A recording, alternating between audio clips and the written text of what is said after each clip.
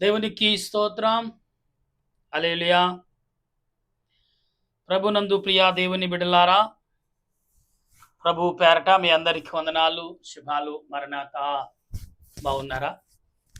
మరొకసారి సాయంకాల సమయంలో దేవుని లేఖనమును ధ్యానం చేయటకు మరొక అవకాశం దేవుడు మనకిచ్చారు. అందుబట్టి దేవదేవునికి ఎంతగానో కృతజ్ఞతాస్తుతులు చెల్లించేవారమైనాం. రండి ప్రార్థన చేసుకుందాం. ప్రార్థన.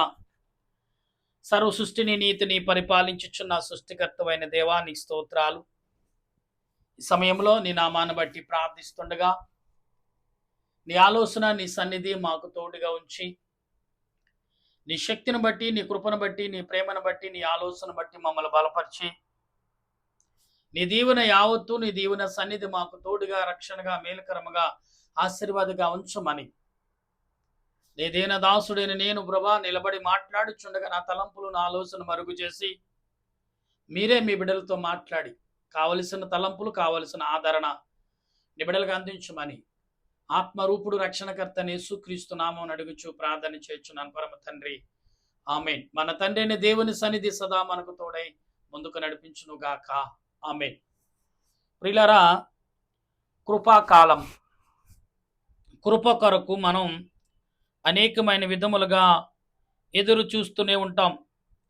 కృప కృప అంటే దయ, జాలి అనే మాటలు వింటూనే ఉన్నాం.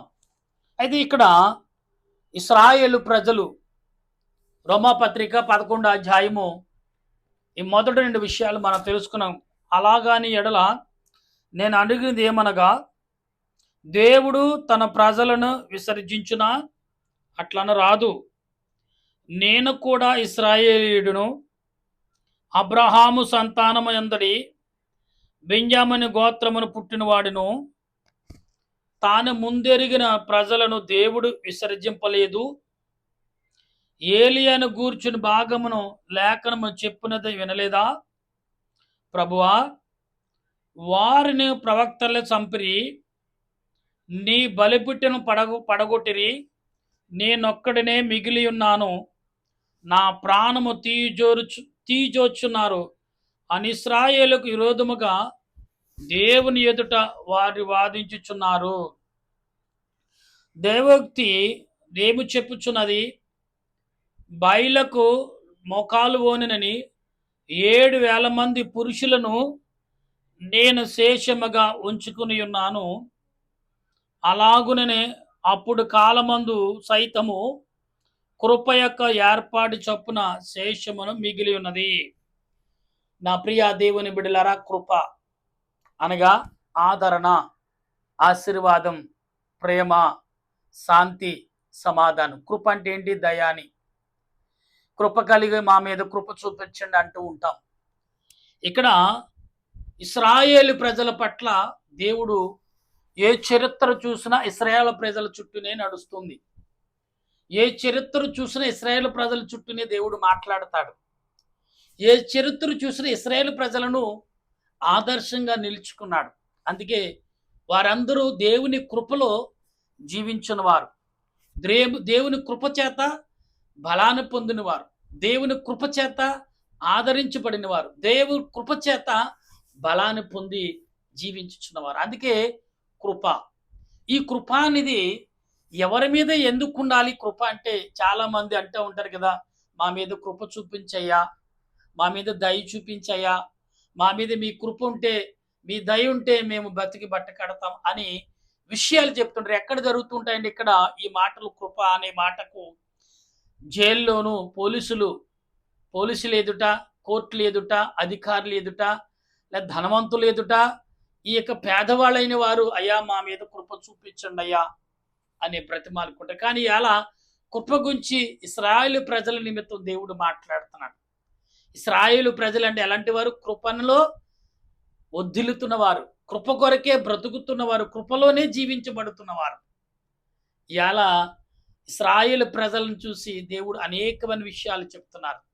ఇశ్రాయేలు ప్రజలు తప్పు చేశారు, వారిని సరిచేశాడు. తప్పును సరిదిద్దాడు దేవుడు. మొదట తప్పు చేశాడు, దాన్ని రెండోది సరిచేశాడు, మూడోది బుద్ధి చెప్పాడు, నాలుగోది ఆయన ఎదుటకు రప్పించుకున్నాడు. అంటే ఎంత కృప కలిగిన వాడు దేవుడు. కృప లేకుండా ఏ పని అయినా మన వల్ల అందుకే దయ కలిగి ఉండాలి, మనం కృప కలిగి ఉండాలి. కృపలో మనం జీవించాలి. అందుకే ఇప్పుడు కృపాకాలం అంటాం కదా, నిజం. ఇప్పుడు మనమందరం జీవించుచున్నదంటే కృపాకాలం. ఈ కృపాకాలం ఎందుకు వెంటనే రియాక్ట్ అవుతుందంటే, కృపాకాలం వెంటనే తీర్పు వస్తుంది, వెంటనే ఆ తీర్పును సరిచేయబడుతుంది. కృపకు లోబడిన వారు పరలోక రాజ్యం ఎత్తబడతారు, కృపలో లేని వారు మాత్రం విడవబడతారు. ఇది సత్యం. అందుకే కృపాకాలం, మనము జీవించే కాలం అంటే కృపాకాలం. దేవుడు కృప చూపించే కాలంలో ఉన్నాం. ఈ కృపను ఎప్పుడైతే మనం మర్చిపోతున్నామో జీవించడం కష్టం. అందుకే ప్రతి వారు కూడా ఏం చేయాలంటే కృపాకాలంలో మనం బ్రతికిన వారిగా ఉండాలి. ఇక్కడ అంటున్నాడు, ఇశ్రాయేలు ప్రజలు కృప కలిగి అంటే 7,000 మంది నా యొద్ద ఉన్నారు కదనే మాటలు చెప్తుంటే ఇక్కడ అంటున్నాడు, అది కృప చేతన ఎడల ఇక్కడ క్రియల మూలముగా కాదు, కాని ఎడల కృపయు కృప కాకపోవును. అంటే ఇక్కడ మనం గమనించాలి, కృపలో లేకపోతే అది కృప కాకుండా పోతుంది. కృప నీ యొద్దకు దయ రూపంలో, ప్రేమ రూపంలో, కృప రూపంలో నీ యొద్దకు వచ్చినప్పుడు దాన్ని స్వీకరించకపోతే నష్టం నీకే సహోదరుడా. ఆ నష్టము నీకే కలుగుతుంది. అందుకే కృపలో మనం ఏం చేయాలంటే దేవుని ఎడల జీవించే వారిగా ఉండాలి. దేవుని కృపలో నువ్వు బలపడేవాడిగా ఉండాలి. దేవుని కృపలో వర్ధిల్లేవాడిగా ఉండాలి. దేవుని కృపలో జీవించేవాడిగా ఉండాలి. దేవుని కృపలో నువ్వు ఆశీర్వాదం పొందేవాడిగా ఉండాలి. దేవుని కృపలో బలాన్ని పొందేవాడిగా ఉండాలి ప్రియులారా. అప్పుడే దేవుడు తన కృపను నీకు చూపించగలడు. అప్పుడే ఆయన కృపను నీకు అందించగలడు. అప్పుడే నీ కృపను అంటే ఆయన కృపను నీకు కలుగుతుంది. అది లేకపోతే కష్టం అని చెప్తున్నాడు ఇక్కడ. అంటే ఇశ్రాయేలు వెతుకున్నది ఏమనిది? ఇశ్రాయేలు వెతుకున్నది ఏమో అది దొరకలేదు వారికి. ఏం దొరికింది వారికి? ఏర్పాటు పొందిన వారికి మాత్రమే దొరుకును. ఇక్కడ మరలా చదువుతున్నాను, గమనించండి ఒకసారి. ఏమంటున్నాడు ఇక్కడ?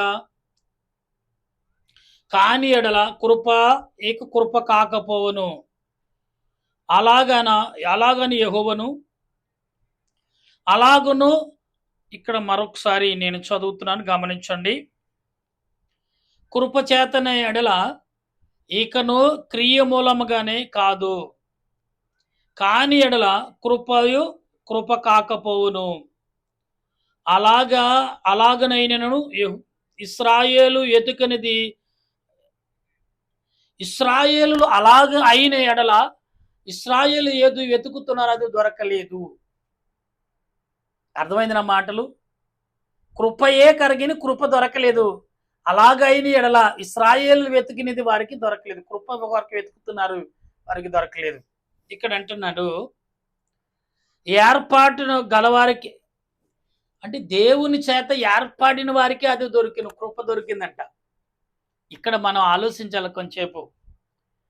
ఇశ్రాయేలు ప్రజలు ఎందుకు దేవుడు ఇశ్రాయేలుని ఎందుకు చూపిస్తున్నాడంటే, ఇశ్రాయేలు కృపలో ఉన్నంత కాలం వర్ధిల్లారు, కృపను విస్తరించుకున్నప్పుడు ఎలా నష్టపోయారనేది కూడా దేవుడు వారిని బట్టి చూపించాడు. అందుకే మొదట యెరూషలేమును ఎందుకు ఏర్పరచుకున్నాడు దేవుడు? యేసుప్రభు అక్కడే ఎందుకు వచ్చాడు?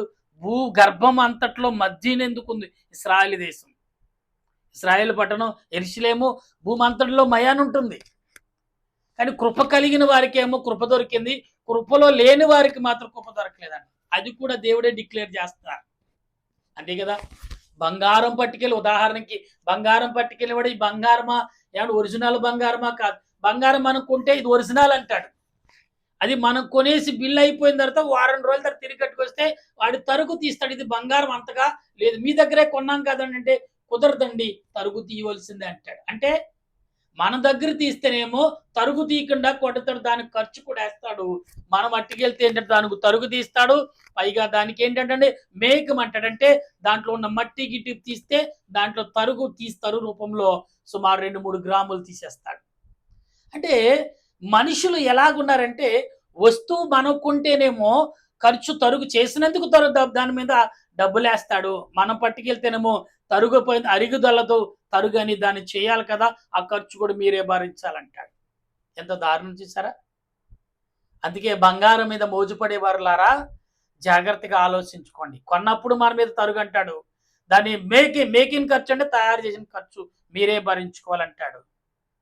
ఇంతకీ బంగారము అమ్మేవాడికి ఎటువంటి నష్టం ఉండదు, రెండు రకాలుగా లాభమే, రెండు రకాలుగా లాభం ఉంటుంది. అయితే మరి మీ ఇష్టమైతే కొనుక్కోండి, లేకపోతే వెళ్ళిపోండి అంటాడు. కానీ బంగారం మీద మోజు ఉన్న వాళ్ళు ఏం చేస్తారంటే, అందుకే చాలా మంది ఏం చేస్తారంటే బిస్కెట్ రూపంలోనే కొనుక్కుంటారు, వస్తువుల రూపంలో కొనుక్కోరు. ఎందుకంటే అది ఒరిజినల్గా ఉండదు, ఇందులో తరుగు ఉండదు, మేకు ఉండదు, బిస్కెట్ రూపంగా వస్తుంది. అప్పుడు వీళ్ళు కావాలని ఏం చేస్తారంటే బంగారం ఎంత వేస్తున్నాం తెలుసున్న వాళ్ళకి ఇచ్చి తయారు చేయించుకుంటారు వస్తువులు. పూర్వకాలం ఇప్పుడు తయారు చేసింది చెప్తారు, మీకేమి మేకింగ్ పడదు, ఖర్చు పడదు, తరుగు పడదు, మీరు మరలా వస్తే ఇదే ఇస్తా, మీకు కార్డు ఇస్తాను. అంత మోసం. అంటే ఇక్కడ కృప అనేది మనుషులకు ఉండదు, కానీ దేవుడు కృప కలిగిన వారికే కృప దొరికింది, కృప లేని వారికి మాత్రం కృప కొరకు ఎదురు చూస్తే వారికి దొరకదనేది దేవుడు చెప్తున్నాడు. ఇక్కడ ఏమంటున్నాడండి 7వ వచనంలో, తక్కిన వారు కఠిన చిక్తులయ్యిరి, అంటే వ్యర్థమైన మనుషులుగా మారిపోయారు, వాళ్ళు వ్యర్థమైపోయారు, వాళ్ళు కఠినమైన వారు. తక్కిన వారు కఠినమైన వారు అయ్యేది ఇంది విషయమై నేటి వారు.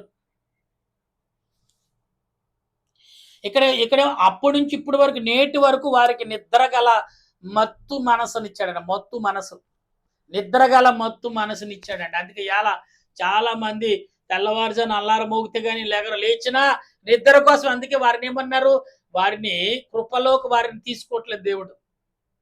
కృప అనేది ఎప్పుడైతే నీళ్ళు దేవుని యొక్క ముద్రించిందో ఖచ్చితంగా ఎక్కడున్నా నువ్వు లేగిస్తావు, ప్రార్థన చేసుకుంటావు, 1,00,000 సౌండ్ వచ్చిన. అందుకే కృప లేని వారికి ఏమన్నారంట, మత్తులై వారు ఉన్నారు. ఎస్, కృప లేని వారు ఎలాగున్నారు, కృప కలిగిన వారు ఎలాగున్నారు. కృప కలిగిన వాడు మత్తు లేకుండా ఉంటాడు, ఒకవేళ నిద్ర ఉన్నా కానీ మత్తులో ఎలక్ట్కుంటాడు. కృప లేని వాడి నిద్ర మత్తు కలిగి ఉంటాడు అంటున్నారు. అయితే ఇక్కడ ఏమంటున్నాడు అంటే వాడికి చూడలేని కన్నులను వినలేని చెవులు ఇచ్చాడండి. ఎవరికి? కృపలేని వాడికి. వాని రాయబడి ఉన్నది, మరియు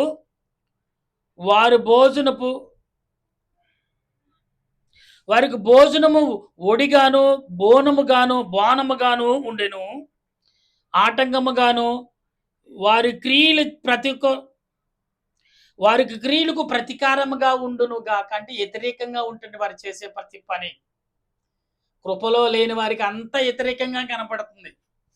మొదట బాగానే ఉంటుంది, తర్వాత వ్యతిరేకం, వారి జీవితం అంతా వ్యతిరేకమే ఉంటుంది.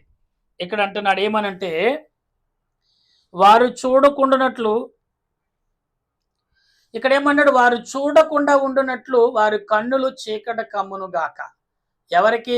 కృపలో లేకుండా జీవించిన వారికి. వారి కళ్ళు ఉంటాయి కానీ వారు చూడకుండా వారి కళ్ళుకు చీకటి కమ్మును గాక.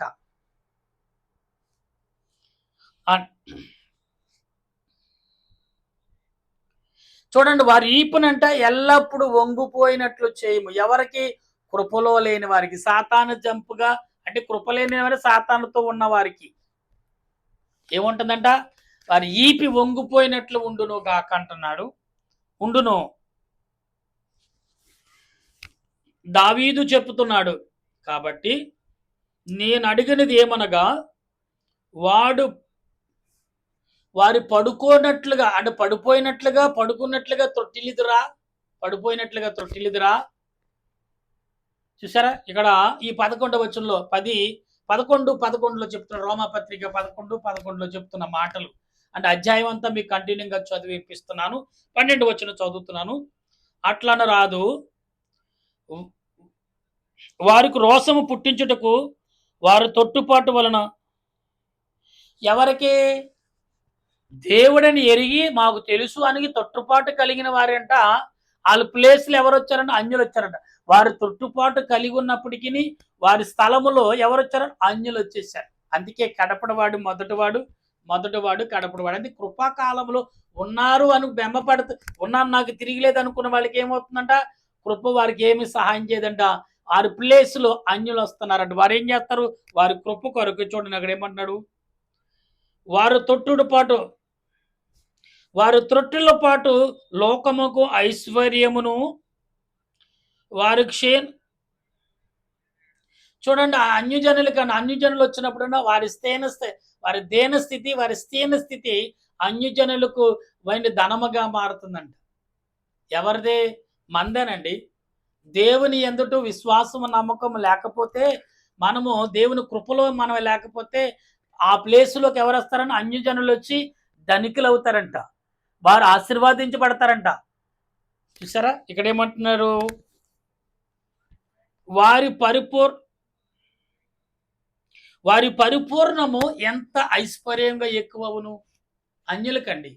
క్రైస్తవుడని చెప్పుకునేవాడు దేవుని కృపలో నువ్వు లేకపోతే, దేవుని కృపలో నువ్వు జీవించలేకపోతే ఉన్నాననుకుంటున్నావు.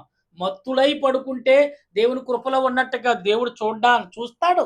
అన్నీ వింటాడు. అన్నీ చూస్తాడు. నువ్వు మాట్లాడింది వింటాడు. నేను మాట్లాడేది వింటాడు.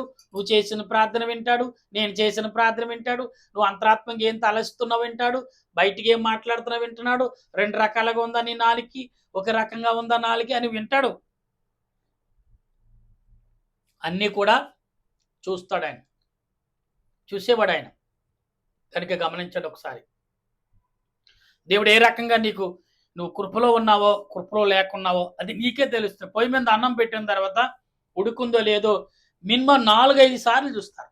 అది ఉడికిందో లేదో, ఎలాగుంది అని 5 సార్లని చూస్తారు. 5వ సారి లాస్ట్‌లో ఏం చేస్తారు? దాన్ని ఉడికిన ఆర్చి పెట్టుకుంటారు. అనుకూలంగా మనం తింటానికి సరిపోతుంది. అలాగా నీవు నీ జీవితానికి కావలసిన కృప నీలో నిలకడగా ఉందా? నువ్వు కృపలో ఉన్నావా? కృప లేకుండా జీవిస్తున్నావా? అంటే అనాలోచనతో ఉన్నావా? అజ్ఞానముతో ఉన్నావా? దేవుని కృపతో ఉన్నావా అని మనం గమనించుకోవాలి. గమనించుకోకపోతే ఖచ్చితంగా మనం ఏం చేస్తాం? మన ఆస్తులు మన అంతస్తులు అంతగా మనకు రావంట, అన్యులకి వెళ్ళిపోతాయంట. అంతే. చాలా మంది అనుకుంటారు, అరే మనకు వస్తుంది అనుకున్న మనకు రాలేదంటే నువ్వు దేవుని యందు గురి లేవు, దేవుని యందు కృప కలిగి లేవు కాబట్టి దేవుడు నీ దగ్గర నుంచి తీసి అన్యులకి ఇస్తున్నాడంట. అయితే ఇక్కడ అంటున్నాడు ఏమని? అన్యజనులతో అంటున్నాడు. అన్యజనులతో నేను మాట్లాడుచున్నాను. అన్యజనులతో మాట్లాడతాడంట. దేవుని పిల్లలు కాదు, ఇక్కడ అన్యజనులు వచ్చారు. ఎవరి ప్లేస్‌లో? దేవుని పిల్లల ప్లేస్‌లో అన్యజనులతో మాట్లాడుతున్నాడు దేవుడు. ఏమంటున్నాడు ఇక్కడ? నేను అన్యజనులకు అపోస్తుడనై ఉన్నాను గనుక అన్నాడు. 14-13 వచనంలో అన్నాడు. అన్యజనులకు అపోస్తుడనే అంటే ఒక యాజకుడిగా అన్యజనుల చాలా మంది పుట్టి క్రైస్తవులు యాజకులు, అన్యజనులే యాజకులు ఎక్కువ ఉన్నారు ప్రపంచంలో. తెలుసా? అందుకే వారిని పిలుచుకుని వారినే ధనవంతులు, వారినే ఇవాళ అన్యజనులు, ఇవాళ సతీష్ కుమార్ గాని, ఇంకా స్టీఫెన్ పౌల్ గారు గాని వీళ్ళందరూ అన్యజనులు. ఆర్ఆర్ మూర్తి గారు గాని ఇలా చాలా మంది కూడా అన్యజనులే. పుట్టి క్రైస్తవులు ఎవరో కారండి. వీళ్ళని దేవుడు సతీష్ కుమారు ఎన్ని కోట్లున్న ఎంత డబ్బు ఉందో ఎవరికి తెలియదు. ఆయనకే తెలియదు ఎంత వస్తుందో. దేవుడేమో అన్యజనులంట ఐశ్వర్యవంతుగా ధనవంతులుగా చేస్తాడంట. అయితే ఇక్కడ అంటున్నాడు, ఏ విధము చేత అయినను ఇక్కడ ఏ విధము చేత అయినను నా రక్త ఇక్కడ అన్నాడు, నా రక్త సంబంధులకు రోసము పుట్టించి వారిలో కొందరినైనా రక్షింపవలని. అంటే క్రైస్తవులుగా ఉండి నా పిల్లలైన వారికి, నా బంధుమిత్రులకి రోసం పుట్టించి, అంటే మాట్లాడితే కని సిగ్గని వస్తుంది. అందుకని పనికి మాలరారా దేవుడిని నమ్మరా అని అంటారు. మేము సేవకులుగా ఒక్కొక్కసారి రోసముతో బుద్ధి లేదరా, కడుపుకి అన్నం తిన్నావా, గడ్డి తింటున్నావా, నువ్వు మనిషివా పశువు అని అంటాం. ఎందుకంటే వాడు చేసే దుర్మార్గమైన వారు చేసే క్రియలకు దేవునికి అవమానంగా ఉంటుంది కాబట్టి ఇప్పుడు కానీ మానవుడు బుద్ధి లేనివాడా, ఒరి పనికిమాల వాడు అని తిడుతూ ఉంటాం. ఈ మాటలు వారికి రోసం పుట్టుకొచ్చి వెళ్ళిపోతారంటే ఏమని? మనసైన మార్పు చేస్తారు. అయ్యో ఎందుకు తిడుతున్నాడు, నేను తప్పు చేశాను కాబట్టి తిడుతున్నానని వాళ్ళు సరి చేసుకుంటే దేవుని కృపలోకి వస్తారు. అంటే నదిలో ప్రయాణించేవాడు ఏమంటే పడవలోకి నీళ్ళు వస్తే పక్కన ఇంకో పడవ వెళ్తుంది. అది నీళ్ళు వస్తాయని గమనించుకుంటే పక్కవాడికి సహాయం కోరతాడు. అబ్బా లేదు నా పాట నీకంటే ముందు వెళ్తానంటే ఈలోగా ఆడికంటే ముందు ఈడు మునిగిపోతాడు. మునిగిపోకుండా మెలుకు కలిగి నడుచుకోవాలని దేవుడు చెప్తున్నాడు. అయితే ఇక్కడ అంటున్నాడు ఆయన, నా పరిచర్యను గనపరచు అంటే నా పరిచర్య ఉన్న వారిని అంటే పరిచర్యలో దేవుని పరిచర్యలో ఉన్న వారిని గనపరుచుకుంటాడు ఆయన. అక్కడ అంటున్నాడు, ఇక్కడ నన్ను విసర్జించుట లోకమును దేవునిని కూడా విసర్జించుటే అయిన ఎడల వారిని చేర్చుకుంటే ఏమవుతుంది? అన్యులు చేర్చుకుంటే తప్పేముంది? నువ్వు ఎలాగ వింటలేదు? మరి దేవుడు అన్యులు చేర్చుకుంటున్నాడు. ఇక్కడే అంటున్నాడు ఒక మాట, మృతులు సజీవులైన, అవును మృతులు సజీవులైనట్టు. చూడండి, మృతులు ఆ వృద్ధులు మృతులైన పరిశుద్ధులు కదా. ఇక్కడ ముద్దులో మొదటి ముద్ద పరిశుద్ధమైనదైతే ముద్దంతయు పరిశుద్ధమే. నా ప్రియ దేవుని 15 వచనాలు, మొదటి 15 వచనాలు ఈరోజు మీకు వివరించాను. గమనించండి, దేవుని కృపలో లేకపోతే ఇవి చూడు, ఏమంటే ముద్ద పరిశుద్ధమైతే ముద్ద అన్నమంతా పరిశుద్ధంగానే అయితే ముద్ద కూడా పరిశుద్ధమే కదా. అంటే దేవుడు దేంతో పోల్చాడు చూసారా? ఓ క్రైస్తవులారా, మీరు వినకపోతే అన్యులు వచ్చి వింటారు. వాళ్ళే మీకు చేయవలసిన దానాన్ని వాళ్ళు గుర్తించారు, వారు ప్రయాసపడ్డారు. అందుకే సొదొమ పట్టణ ప్రజలేమో గ్రహించలేదు, నాశనమయ్యారు. ఏమండి, నిలువే ప్రజలు ఇగొట్టు చూడండి, ఇక్కడ ఏమయ్యారు? నిలువే ప్రజలు గ్రహించారు, పశ్చాత్తాపడ్డరు, ధనవంతులయ్యారు. ఇవాళ క్రైస్తవుడు ఎవడు? దేవుని యొక్క విషయంలో ఎవడు తేటగా ఉన్నారు? ఎవరు బలవంతులుగా ఉన్నారు? ఎవరు గ్రహిస్తున్నారు? ఎవరు గ్రహించట్లేదు? గమనించండి. అందుకనేమాడు క్రైస్తవుడైన వాడల్లారా, నేను పుట్టు క్రైస్తవుడు అనుకునే నీవు అన్యజనుడిగా మారిపోతున్నావా? అన్యజనులు నీవు విలేనప్పుడు అన్ని జనులు పిలిచి వారిని ధనవంతులు చేస్తారు. వాళ్ళు నడిచే నడక దేవుని యందు వినయము, విధేయత, భయభక్తులు కలిగి ఉన్నారు కాబట్టి వాళ్ళని దేవుడు ఏర్పరచుకున్నారు. బోధకులుగాను, జ్ఞానవంతులుగాను, వివేకవంతులుగాను, కట్టుబడులతో వారిని అనేక రకాలుగా వారిని ఏం చేస్తున్నాడు? బలపరుచుకు. నేను క్రైస్తవుడిని అనుకునేవాడు క్రైస్తవుడు కాకుండా పోతున్నాడు. దేవుని కృపలో నేను ఉన్నాననుకునేవాడు అజ్ఞానుడిగా, కృప లేకుండా మనసు బ్రతుకుతున్నట్టుగా ఇక్కడ కనపడుతుంది. అందుకే దేవుని బిడ్డలారా, కృపలో ఎలా ఉండాలో, దేవుని కృప లేకుండా ఎలా ఉంటావో ఇశ్రాయేలుతో మనల్ని దేవుడు పోల్చాడు. ఆనాడు మన పితరులతో పోల్చాడు, అప్పుడు మనల్ని పోలుస్తున్నాడు. ఎవరిని ఎలాగ సరిచేశాడు, ఎవరిని ఎలా వాడుకున్నాడు అనేది అందరూ గమనించగల మనసును పరిశుద్ధాత్మ దేవుడు ఈ సాయంకాలం పూట మనందరికి అందించును గాక. ఆమేన్. ప్రార్థన చేసుకుందాం. ప్రేమగల మా రాజా, నీకు వందనాలు. నిజమే దేవా, కృపలో ఉన్న వారికి ఏ జీవితం ఇచ్చావో, కృప లేని వారికి, కృపలో లేకుండా జీవించిన వారికి ఏ జీవితం ఇచ్చావో కనపడుతుంది ప్రభా. అవును, నీ యందు కృప కలిగి, నీ యందు భయభక్తులు కలిగి, నీ యందు విశ్వాసం కలిగిన వారికి అభివృద్ధి ఇస్తానన్నావు. అవును కదా, నిజమే దేవా. నీవు ఉన్నావని కృప కలిగి నీ కృపలో జీవిస్తే ఆ కృప వల్ల ఏమి జరుగుతుందో, ఎలా జరుగుతుందో మేము విన్నాం, దాని నిమిత్తం చదివాం. అట్టి కృపను, అట్టి ఆశీర్వాదం నాకు అందించి మమ్మల్ని బలపరిచి నడిపించమని, మా దేశమే కాదు దేశ ప్రజలందరూ, ప్రపంచంలో ఉన్న అందరూ నీ కృపలోకి రావాలి, నీ నీడలోకి రావాలి, నీ జ్ఞానమందురు వారు జీవించాలి, నీ ఆలోచనతో, నీ తలంపులతో వారి జీవించాలి, ఈ లోకంలో సాక్షులుగా నిలవాలి. అటువంటి స్థితి నా దేశ ప్రజలకు, నా దేశ యొక్క పెద్దలకు, చిన్నలకు దయచేయండి. వృద్ధులకు, యవనులకు, యవన బిడ్డలకు ఉద్యోగం కావలసిన వారు, ఆర్థికంగా ఉన్నవారు, నాయన కుటుంబంలో అనేకమైన ఇబ్బందులు, శోధనలు పడుతున్న వారికి దాన్ని ఏం చేయాలో తెలియక అల్లాడిపోతున్న వారు, ఆర్థికంగా చితుకుపోతున్న వారు, అయ్యో పరిస్థితులు ఏంటి, కుటుంబం కూడా గడవలేని పరిస్థితులు ఉన్న పిల్లలందరకు నా ప్రభా దయ చూపించి, క్షమించి ప్రభా కృప చూపించిన దేవా. ఇవాళ అన్యులే ఇవాళ ఎక్కువగా నీ యొద్దకు వస్తున్నారు. అవును, నీ కృపలో నాయన అంటున్నావు, వారిని నువ్వు వినలేనప్పుడు వారిని పిలిచి వారిని ధనవంతులు చేస్తానన్నావు. నిజమే ప్రభా. ఇవాళ అన్యులైన వారు మహాశ్రీమంతులు అవుతున్నారు, సేవకులుగా ఇంటర్నేషనల్ లెవెల్లో ప్రకటించబడుతూనే ఉన్నారు. అవును, నిజమే ప్రభా. అటువంటి స్థితి క్రైస్తవులుగా మేము పుట్టుతో, మా తల్లిదండ్రులు క్రైస్తవులు, మేము క్రైస్తవులు, అన్యులు కూడా ఇవాళ అలాగున్నప్పుడు కూడా అటువంటిది లేకపోతే మరి కొత్త వారు వస్తున్నారు. అవును, కడపడివాడు మొదటివాడు కడపడివాడు అనుకునే మేము ఈనాడు అందరము కూడా ప్రభా నీ యందు కృపలో ఉండి జీవించే కృపను ఈ రాత్రి కాలంలో బలమైన స్థితి, బలమైన ఆదరణ కలిగి నీ కృపలో జీవించే మహిమను అందుకునే కృపను దయచేయమని త్వరగా రానైన యేసుక్రీస్తు నామమున అడిగి బ్రతిమాలుచున్నాను మా పరమ తండ్రి. ఆమేన్. పరలోక మా పరమ తండ్రి, నామను పరిశుద్ధపరచునుగాక, నీ రాజ్యం వచ్చునుగాక, నీ చిత్తం పరలోకమందు నెరవేరినట్లు భూమి యందు నెరవేరును గాక. మనందరం మాకు దయచేయం. మన ప్రార్థన చేసిన వారిని క్షమించిన ప్రకారం మా ప్రార్థన క్షమించండి. మమ్మల్ని శోధనకు కింద రాజ్యము, శక్తి, మహిమ నిరంతర నీవు తండ్రి. ఆమేన్. యేసురక్తం విజయం, అపవాదికులం ప్రవేశరక్తం విజయం, అపవాదికులం సంపూర్ణ విజయం, అపవాదికంతక నాశనం. హల్లెలూయా, హల్లెలూయా. స్తోత్రం, స్తోత్రం. ఆమేన్, ఆమేన్, ఆమేన్. మన తండ్రి అయిన దేవుని ప్రేమ, త్రియేక దేవుని కృప, పరిశుద్ధాత్మిక అన్యక జీవితం ఎప్పుడు ఎల్లప్పుడు సదా తోడుగా ఉండి ఆయన రాకడకు సిద్ధపరచును గాక. ఆమేన్, ఆమేన్, ఆమేన్. మీ అందరికి వందనాలు. మరణాతా.